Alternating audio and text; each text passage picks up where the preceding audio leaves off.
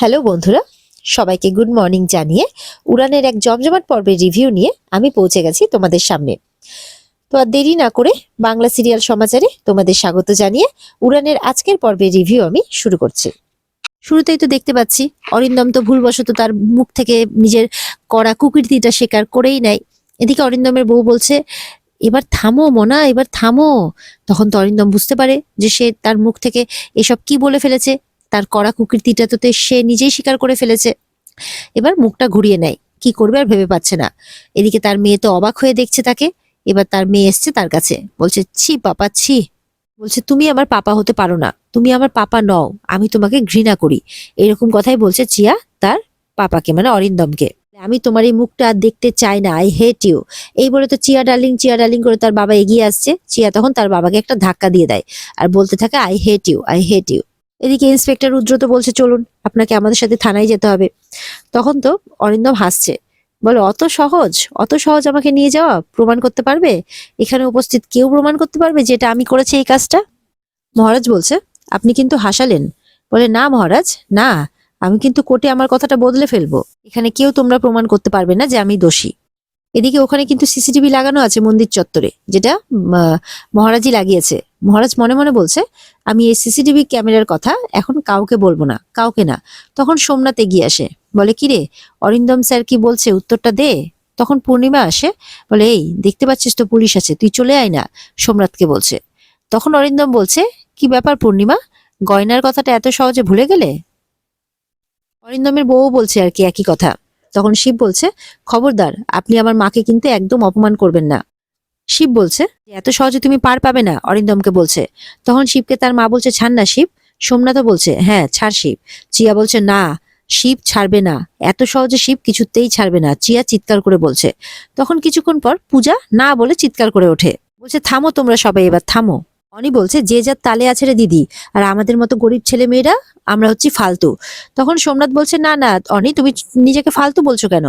তখন তার মা মানে পূর্ণিমা বলছে, ফালতুই তো, ঠিকই তো বলেছে, ফালতুই তো ওরা, ভাই বোন দুজনেই বাচাল, পূর্ণিমা বলছে। তখন পূজা বলছে, আমাদের এত বড় সর্বনাশ হয়ে গেল আর আপনি এখনো আমাকে গালমন্দ করে যাচ্ছেন। মা বলছে, এই বাচালদের না মেরে একেবারে মুখ ভেঙে দিতে হয়। মহারাজ বলছে, অনেক হয়েছে, এবার থামুন, চুপ করুন। অরিন্দম বলছে, তুমি থামো। মহারাজ বলছে, কি বলছিলেন না আপনি, যে আপনার কুকীর্তি কোর্টে কি করে প্রমাণ করবো, তাই তো? অরিন্দম বলছে, প্রমাণ নেই, এখানে কারোর কাছে কিচ্ছু প্রমাণ নেই। তখন মহারাজ বলছে, প্রমাণ আছে কি নেই সেটা না হয় কোর্টেই দেখে নেবেন। পূজা মহারাজকে বলছে, আমাদের তো সব শেষ হয়ে গেল মিস্টার মাথা গরম, আমাদের তো উপার্জনের আর রাস্তাই রইলো না, এবার আমরা কি করব? সোমনাথ তখন বলছে, বাপরে, এমন করে বলছে যেন মনে হচ্ছে মহারাজ এই ডালার দোকানে বসে ইনকাম করতো। পূর্ণিমা বলছে, তাও যদি করতো, যেমন দেবী তার তেমন দেবা, এরকম করে কথা বলছে।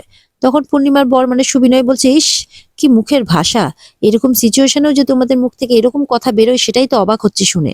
এদিকে তো জনতা পুরো উত্তেজিত হয়ে উঠেছে, অরিন্দম চট্টরাজের শাস্তি চাইছে সবাই। তখন তাদের সাথে সাথে চিয়াও বলছে, হ্যাঁ অরিন্দম চট্টরাজের শাস্তি চাই। ওদিকে অনিও ওদের সাথে একমত। এবার তো অরিন্দম ভাবছে এবার কি করবে। মহারাজ বলছে, কি অরিন্দম, এবার তোমাকে কে বাঁচাবে? এদিকে তো পূজা কাঁদছে। পূজা বলছে, ওনাকে কে কি শাস্তি দেবে জানি না, তবে মা ওনাকে কিছুতেই ছাড়বে না। এদিকে তো পূজার সবকিছু জ্বলে পুড়ে ছারখার হয়ে গেল, পূজা তো খুব কান্নাকাটি করছে। মহারাজ পুলিশকে বলছে যে, কি অফিসার রুদ্র, ওনাকে নিয়ে যাবেন না? বলে, হ্যাঁ নিশ্চয়ই নিয়ে যাব। এদিকে পূজারা বলছে, তার মানে উনি বাজারটা পুরো ঘুরে দেখে গেছেন, উনি সমস্ত কিছু দেখে ছানবিন করে তারপরে উনি এই কাজ করেছেন। চিয়া তো অবাক যে তার বাপ মানে পাপা এরকম কাজও করতে পারে। যে আমার পাপা এত খারাপ, বলছে আমার পাপা এত খারাপ, আমি সুসাইড করব, এরকম কথা বলছে চিয়া। তখন মহারাজ বলছে, চুপ করো চিয়া, এরকম কথা বলতে নেই। তখন বলছে, সরি অ্যাংরি ম্যান, সরি, এরকম বলছে আর কি চিয়া মহারাজকে। এরপরে মহারাজকে বলছে পূজা, আচ্ছা তুমি কোথায় ছিলে, তুমি কি এখানেই ছিলে নাকি, তুমি ফোন তুলছিলে না কেন? মহারাজ বলছে, হ্যাঁ আমি এখানেই ছিলাম, আমি শত চেষ্টা করেও বাজারটাকে বাজাতে পারিনি, আসলে ওরা আমাকে কাবু করে দিয়েছিল সেই জন্যে।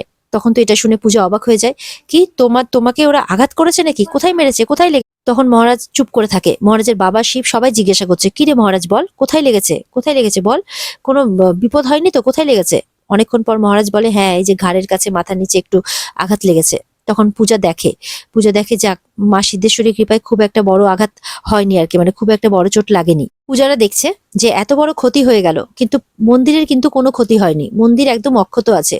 পূজা বলছে, তাই তো, মন্দির তো একদম অক্ষত আছে। এই বলে সবাই মা সিদ্ধেশ্বরী বলে মন্দিরে প্রণাম করে। এদিকে তো ওখানকার জনতা যারা মহারাজকে বলছে, তোমার জয় হোক মহারাজ, এবার তুমি আমাদের ভরসা, তুমি আমাদের আশা। মহারাজ বলছে আমি চেষ্টা করব। তখন মহারাজের বাবা বলছে তুই এত বড় দায়িত্ব পালন করতে পারবি মহারাজ? তখন পূজা বলছে ইচ্ছে থাকলেই উপায় হয়। চিয়া বলছে আমিও আছি তোমাদের সঙ্গে। শিবকে বলছে কি শিব, তাই তো? শিব তখন চিয়ার দিকে তাকিয়ে আছে। মহারাজের বাবা তখন বলছে আমার মহারাজ একাই 100। শিব দেখা যাচ্ছে চুপ করে আছে, কোনো কথা বলছে না। এদিকে চিয়া বলছে কি হলো শিব? শিব কোনো কথা না বলে সেখান থেকে চলে যায়। মহারাজ পূজাকে বলছে আমার উপরে ভরসা রেখো, আমার উপরে আস্থা রেখো। পূজা বলছে তোমার উপরে আমাদের সবার অনেক ভরসা আছে।